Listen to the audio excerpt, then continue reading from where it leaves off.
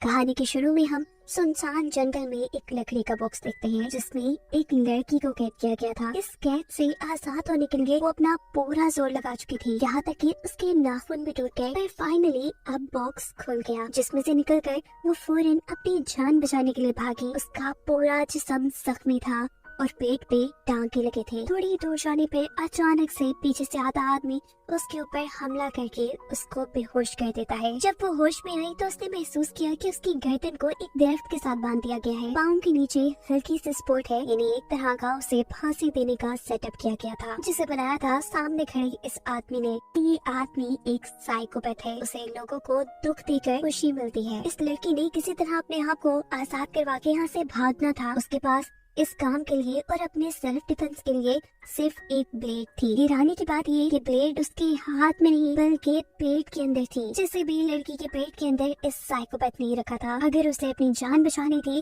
तो थोड़ा दर्द उसे सहना ही था। लड़की बहुत ही हौसले से दर्द बर्दाश्त करते हुए अपने पेट के टांके खोलकर अंदर से ब्लेड निकालने की कोशिश में लग जाती है, जो करते हुए उसकी सारी आंतें बाहर निकल चुकी थी। आखिर ब्लेड को निकालते ही वो लड़की अपने गले की रस्सी काट कर अपने आप को आजाद करती है। जब फौरन ही साइकोपैथ उसके पास आकर उससे पूछता है, क्या मेरे साथ अब ये खेल और कंटिन्यू रखना चाहोगी? आगे वो उसे कितना दर्द और टॉर्चर और देता, ये सोचते हुए वो लड़की उसे ना में जवाब देती है और खुद ही साइकोपैथ की उसके सर पे रखी हुई गन से अपने आप को शूट करके खत्म कर देती है। सीन कट होकर दूसरी तरफ हमें होप नामी एक लड़की दिखाई जाती है जो अपनी बेटी के पास बैठी थी। और अगले ही सीन में अब हम होप को उसी लकड़ी के बॉक्स में देख रहे थे जिसमें से पहले एक लड़की निकलकर भागी थी। होप भी उसी लड़की की तरह बहुत ज्यादा जख्मी है, उसके पेट पे भी टांके लगे हैं जहाँ से बहुत ज्यादा ब्लीडिंग हो रही थी। पता चला है कि इस आदमी ने होप को उसके घर से ही किडनैप कर लिया था। होप ने भी इस बॉक्स से निकलने की बहुत कोशिश की लेकिन वो इसमें नाकाम रही। और जब उस साइकोपैथ को ये बात पता चली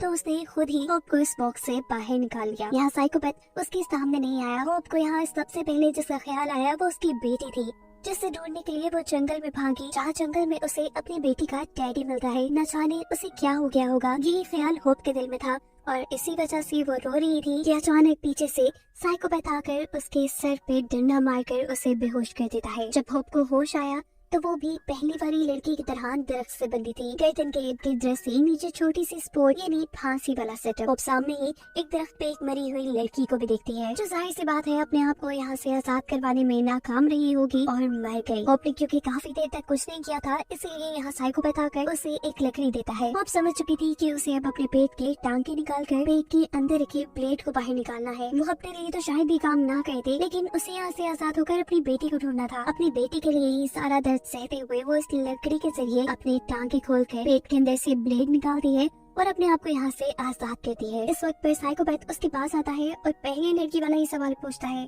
कि क्या तुम ये गेम आगे कंटिन्यू रखना चाहोगी? अपनी बेटी के लिए वो बिना कुछ सोचे समझे इस साइकोपैथ को हाँ बोल देती है, जो सुनने के बाद साइकोपैथ ने दोबारा होप का पेट सी दिया और वो उसे घसीटते हुए अपने कैंप में ले आया। होप बेहोश हो चुकी थी। जब उसे होश आया तो उसके पाँव बंधे हुए थे। यह साइकोपैथ जब उसे पानी देता है तो जानवरों की तरह वो उसे पी जाती है क्योंकि पिछले 5 दिन से उसने कुछ नहीं खाया। वो साइकोपैथ से अपनी बेटी के बारे में पूछती है, जिसके जवाब में गुस्से में साइकोपैथ उसकी तरफ देखता है और कहता है कि आइंदा कभी अपनी बेटी का नाम न ले लेना, अब तुम्हारी फैमिली सिर्फ मैं हूँ। जो सुन होप बेचैन हो जाती है। वो इस साइकोपैथ से भीख मांगने लगती है कि प्लीज मुझे छोड़ दो, मुझे जाने दो। जो सुनिए साइकोपैथ गुस्से में आकर उसे मारता है और उससे कहता है कि अब से तुम्हारा कोई नाम भी नहीं। ये कहने के बाद उसने होप को खाने के लिए आलू दिए और खुद अपने कैंप में जाकर सो गया। होप भी यही जमीन पर पड़ी हुई सो गई। सुबह होने पर साइकोपैथ के उसके सामने गिराने वाले बर्तनों की आवाज से उसकी आंख खुली। वो होप से कह रहा था कि मेरे आने से पहले पहले इन सारे बर्तनों को साफ करके रखना। होप भी चुपचाप काम में लग जाती है और इसी दौरान उसे सामने एक दरख्त से लगा चाकू नजर आता है। इस चाकू की मदद से वो बड़ी आसानी से अपने आप को आजाद भी करवा सकती थी और साइकोपैथ से लड़ भी सकती थी। वो उसे लेने की कोशिश करती है लेकिन चाकू उसकी पहुंच से थोड़ा दूर था, जिसे लेने के लिए अब वो एक लकड़ी का इस्तेमाल करती है। फाइनली चाकू उसके हाथ लग जाता है और तभी उसे साइकोपैथ की आने की आवाज भी आ जाती है। वो चाकू को अपने पीछे छुपा लेती है। साइकोपैथ यहाँ बैठकर उसे बर्तन धोने के इनाम में एक बैरी देता है। वो उसके बहुत करीब बैठा था। होप उसे मार भी सकती थी पर नहीं मारती। और तभी साइकोपैथ भी ये नोटिस कर लेता है कि सामने जो वो चाकू लगा कर गया था वो अब वहाँ नहीं है। ये चाकू असल में होप का इम्तिहान था, जो उठाने की वजह से होप इसमें हार चुकी थी। होप सोचती है साइकोपैथ को क्योंकि चाकू के बारे में पता चल तो चुका ही है, तो क्यों ना उसके ऊपर हमला करके यहाँ से भाग जाऊं। होप पूरा जोर लगाते हुए होशियारी से इस साइकोपैथ के ऊपर हमला करती है, लेकिन इसका कोई फायदा नहीं होता क्योंकि साइकोपैथ आराम से इस हमले से बच चुका था। वो अब होप को मारता है और उसकी टांग पे चाकू रखते हुए उसे धमकी देता है कि आइंदा कभी ऐसे भागने की कोशिश की या ऐसी कोई भी गलती की तो टांग ऐसी जगह से काटूंगा कि चलने की भी काबिल नहीं रहूंगी। सजा के तौर पर अब वो होप के पाँव की जंजीर को उसके गले से बांध चुका था। काफी दिन यूं ही गुजर गए। होप अब ये बात समझ चुकी थी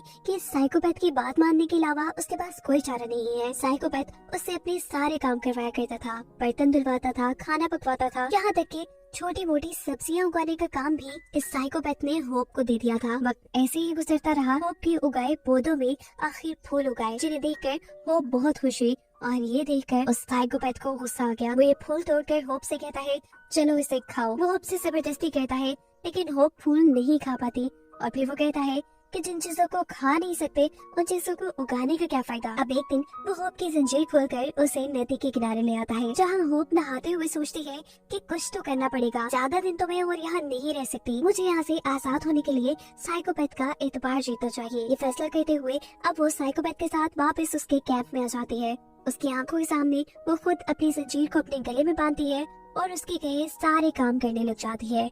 होप की इन हरकतों से साइकोपैथ को भी तसल्ली हो चुकी थी। वो रात को होप के पास ही सोया और जब सुबह होप की आंख खुली तब भी साइकोपैथ गहरी नींद में था। वो बड़े ही आराम से साइकोपैथ की जेब से चाबी निकालती है और अपने आप को आजाद कर लेती है, जिसके बाद अब वो चाकू उठाकर साइकोपैथ के गले पे रख चुकी थी। वो उसे मार कर यहाँ से भागना चाहती थी, लेकिन एक इंसान को मारना उसके बस में नहीं था। जब वो ना कर पाई तो उसने साइकोपैथ की टांग के ऊपर कट लगा दिया और वहाँ से भाग गई। साइकोपैथ भी उसके पीछे पीछे था। जंगल के दरमियान में ही लकड़ी से बना एक और बॉक्स होप को मिला, जिसके अंदर उसकी बेटी का ब्लैंकेट और बाल थे। वो इसे पकड़कर रोने लग जाती है और पीछे से साइकोपैथ आकर दोबारा उसे पकड़ लेता है। इस मर्तबा उसने होप को काफी बुरी सजा दी थी। उसने होप की टांग तोड़ दी इतनी बुरे तरीके से कि उसकी हड्डी बाहर निकल आई, जिसके बाद घसीटते हुए वो होप को कैंप में ले आया और उसकी गर्दन को जंजीर से बांध दिया। होप को काफी तकलीफ हो रही थी, लेकिन ये साइकोपैथ उसका कोई इलाज नहीं करता, बल्कि होप के दिए हुए अपने जख्म को सीने लगता है। जिसके बाद वो होप से कहता है कि मैं जा रहा हूँ, तुम सारा काम करके रखना। होप दर्द से चिल्ला रही थी।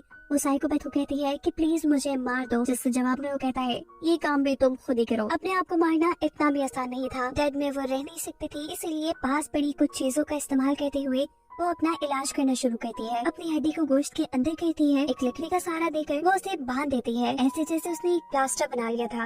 वो अब इसी टूटी टांग के साथ अपने सारे काम करती थी, शिकार करके लाती थी, खाना बनाती थी और इसी तरह 8 दिन गुजर गए। 8 दिन बाद वो साइकोपैथ वापस आया। इस मरतबा वो अपने साथ एक और लड़की को लेकर आया था। ये लड़की यहाँ आकर बहुत जोर जोर से चिल्ला रही थी। होप उसे चिल्लाने से मना करती है और कहती है मैं तुम्हारी मदद करूंगी, बस फिलहाल चिल्लाओ नहीं। ये लड़की होप की कोई बात नहीं सुनती और गुस्से में आकर साइकोपैथ इसकी जुबान निकाल कर फेंक देता है।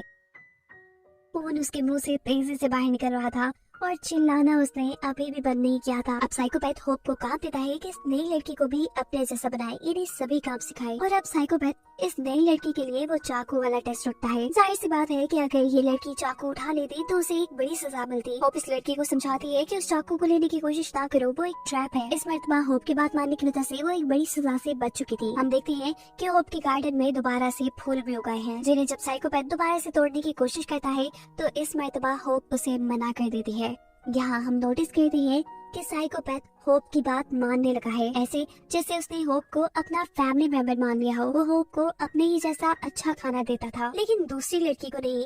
साइकोपैथ इस लड़की को भी होप की तरह गुलाम बनाना चाहता था, लेकिन ये लड़की होप से कहीं ज्यादा होशियार थी और बस एक मौके की तलाश में थी। एक दिन जब साइकोपैथ उनके पास आता है तो वो एक सॉक्स में काफी सारे पत्थर भरकर उसके ऊपर हमला कर देती है। उसको बेहोश करके गिराते हुए वो उसकी जेब से अपनी ताले की चाबी निकालती है और अपने आप को आजाद करवा लेती है।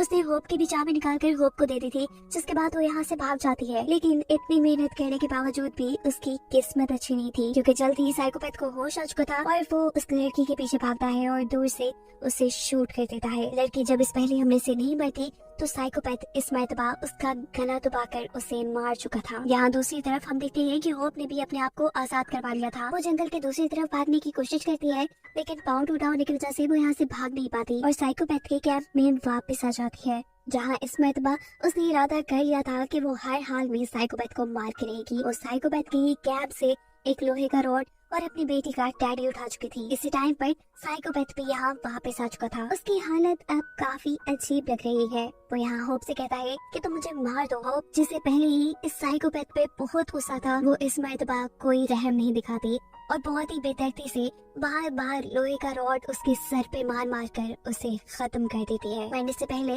आखिरी लफ्ज साइकोपैथ ने ये कहे थे कि जंगल के दूसरी तरफ न जाना, वहाँ खतरा है। पर होप जिसने इतना अरसा इस साइकोपैथ की गुलामी की थी, उसका मरने के बाद साइकोपैथ की बात मानने का कोई इरादा नहीं था। वो अपनी बेटी का टेडी लेकर उसी साइड पर निकल जाती है और यहाँ उसे जंगल के दरमियान में एक हट दिखाई देती है। वो जल्दी से इस हट के करीब जाती है और अंदर देखने पे उसे यहाँ अपनी बेटी मिल चुकी थी। वो बिना कुछ सोचे समझे अपनी बेटी को बचाने के लिए इस हट का दरवाजा खोल देती है। उसके जहन में ये बात भी नहीं आई थी कि साइकोपैथ ने उसे यहाँ खतरा बताया था। वो जैसे ही दरवाजा खोलती है तो यहाँ एक छोटा सा ब्लास्ट होता है। पता चलता है कि दरवाजा असल में ट्रैप था। दूसरी तरफ बहुत सी कीड़े थी जो प्रेशर से उड़ने की वजह से होप के पूरे चेहरे में धंस चुकी थी। यहाँ तक कि उसकी दोनों आंखें भी जाया हो गई थी। वो जो यहाँ अपनी बेटी को बचाने आई थी, खुद मरने के करीब हो चुकी थी, जिसे दिखाते हुए ये कहानी यही खत्म हो जाती है।